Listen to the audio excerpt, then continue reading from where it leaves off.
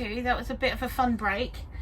I've discovered that my camera, not on this is on my phone. This is what I was filming on earlier today. This is what I'm going to be filming the rest of this today on, because my camera I got for Christmas may be a bit it might have gone to camera heaven, which is a bit sad.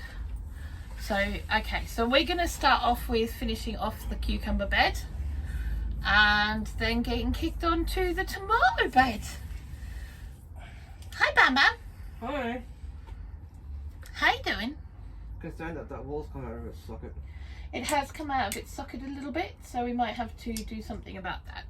So the next line we have to put in here are marigolds. We got 3 varieties.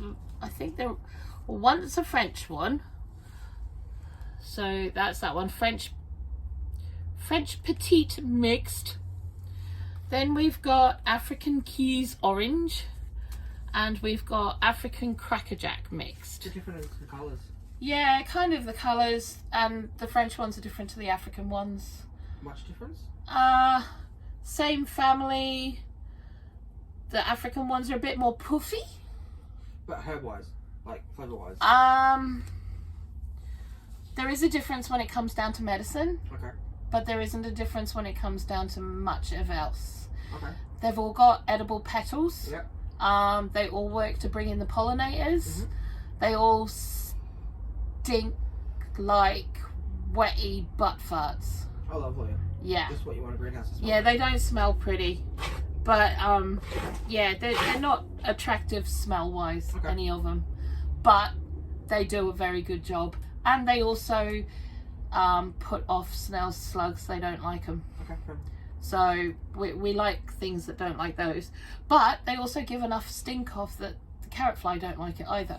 So in this bed, we've got the leeks at the front. Yeah. Then we've got a line of carrots. Yeah. And then behind them, we're going to have the marigolds. Okay. So they're going to be covered on either side by something that's really stinky that's going to put off the carrot fly. Okay, cool. Yeah? Yeah. Because we want that. That we want.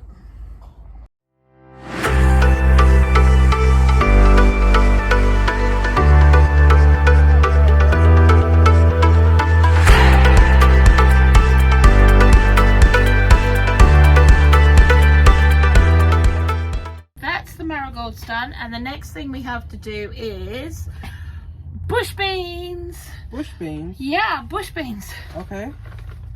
They're the ones that don't grow up the poles. Okay. So what we have, the varieties we have right now, are the dwarf French beans. Yeah. These ones, and I'm not going to tip it upside down because it's open. And those dwarf French beans. Right. So every inch we're going to put one of these, and then we're going to cut the bed in half, so down here. So half of them are going to be these and half of them are going to be these. So okay. Whatever works, right? Alright. Okay. Yeah. Works for me. Yeah. Okay. So we'll get that done next. Okay. I got to write my stick things though, so we don't forget what's in there. Okay. Because, you know, we do. We do sometimes, we do. So, Yeah. just going to put 2 in each hole. We want them about 1 inch or 2 apart. Not a lot. Yep. You know, I mean, some people say that's too close. I would rather have them close because they hold each other up. They give each other protection. And we want to get as much out of the bed as possible. Now in nature, if these were growing in nature, every pod that dropped would have 6 or 7 beans in it. And 6 or 7 beans would grow together. Yeah. And the biggest one would obviously shade out the other ones, which is fine. Which is what happens in nature. Which is what happens in nature. That's not a big deal. But it's kind of what we're trying to do here is to simulate nature. And make this as we don't want the monoculture thing going on in this bed. We want it to be as intensively planted as possible to get the most out of it we possibly can. That makes sense to me. Because the more we have in here, the less issues we're going to have with insects, bad insects. We're going to attract the good insects, and we're going to have less issues with weeds and stuff, which are all very, very important things. So, you know, it's all good stuff. So that's the last two, I think. Here we go. Right. Now, okay. Same again, but that's at this end. Yeah, same again, but this end. Oof. Okay. Yeah. Painful. You're welcome. Right.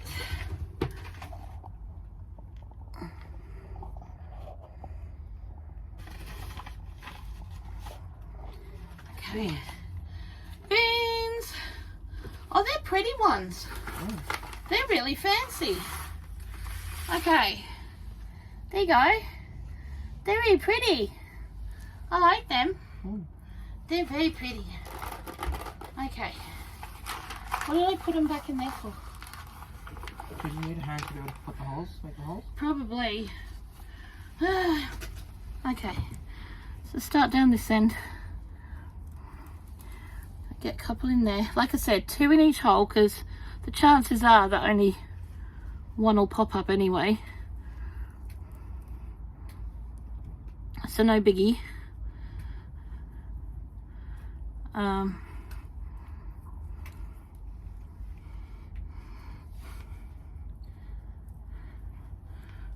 because we've got the marigolds down the middle, it's going to attract the pollinators for both the beans and the cucumbers. Oh, that one just refilled itself. That was kind of clever. Smarty pants, that's what that was. You just dropped the bean. I did. I just dropped a bean. There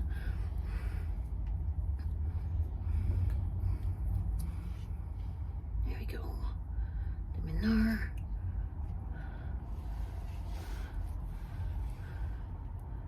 So I'm guessing by the end of May we'll see the bag like slightly laid in green. Oh yeah. By the end of May. You'll probably start seeing it next week. Really? They'll start coming up by next week, yeah. Oh. Yeah. Because we left everything to the last minute, we've given everything the best chance possible to come in at the right time. There's enough outdoor ambient heat, as well as, you know, less risk of frost. Have some more beans, please. Because our last frost date is on May 10th. It's a week. Yeah. Week tomorrow. So we shouldn't have technically any issues with frost. And according to the weatherman, we have no issues with frost coming in. So that's fine. Okay. The other thing is if all of these come up, that's fine. We can either choose to thin them out, or we can zigzag them. So one there, one there, one there, one there, and just sort of move a few around. Or we can put them on our in our kitchen garden seedlings starter kits for people if they want them. Cool. So that makes it good. Yeah. So in companion planting, one of the little or lesser known companions is radishes with beans.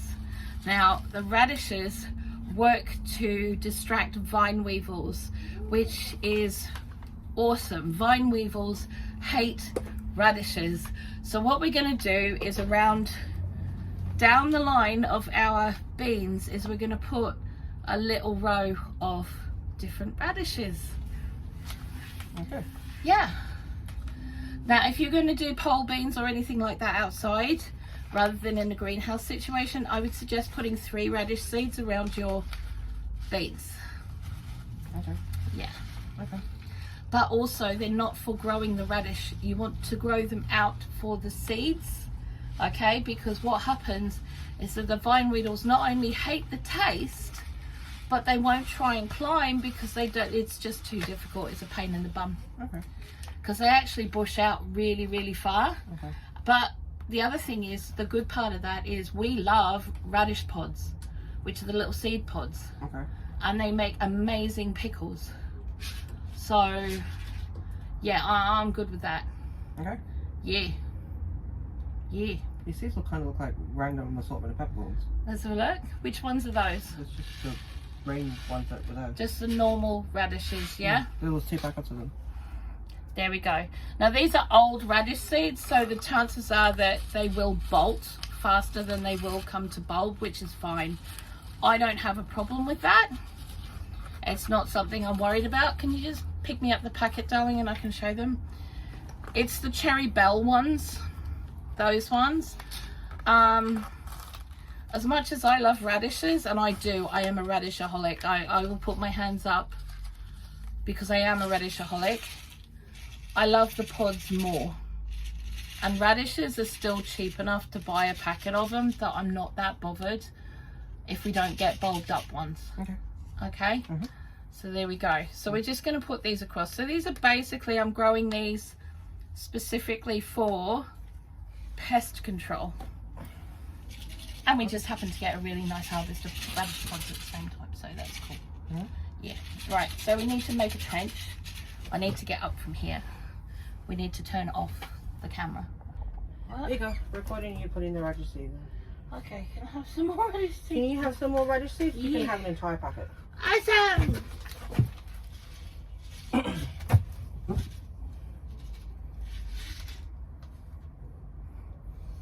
We need to make a sign for radishes. Yeah, can do. Right. Do I need to put anything on the thing other than radishes? You can put Cherry Bell if you want to. Okay. She's my Cherry Bell. Now that's the sign that I brought my boy up right. Right. Okay.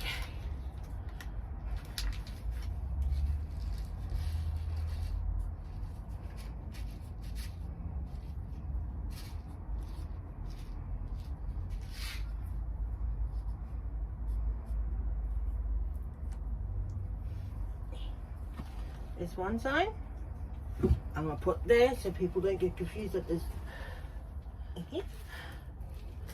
Okay, because they're all the way down there. Yeah, but just to make sure in case certain people who don't know what they're doing in the veggie garden with the layout get confused. The only thing that's got to go in now is the cucumbers down the bottom, and they're going in as seedlings.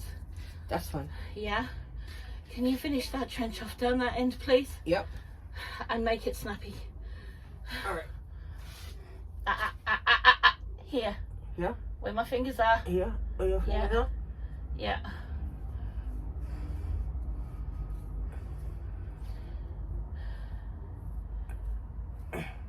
Done. Okay. Right.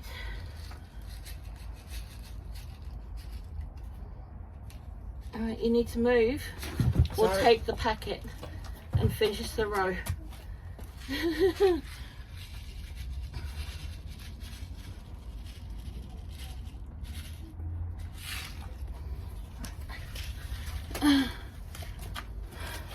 Ow. Okay.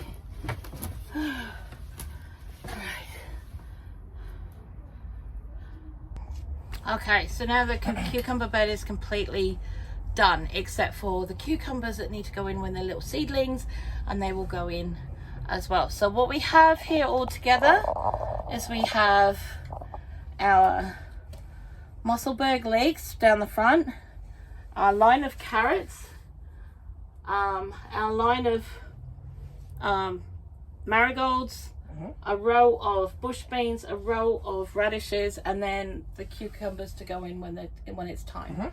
So now we have to fix the tomato bed, and that'll have to be part 3.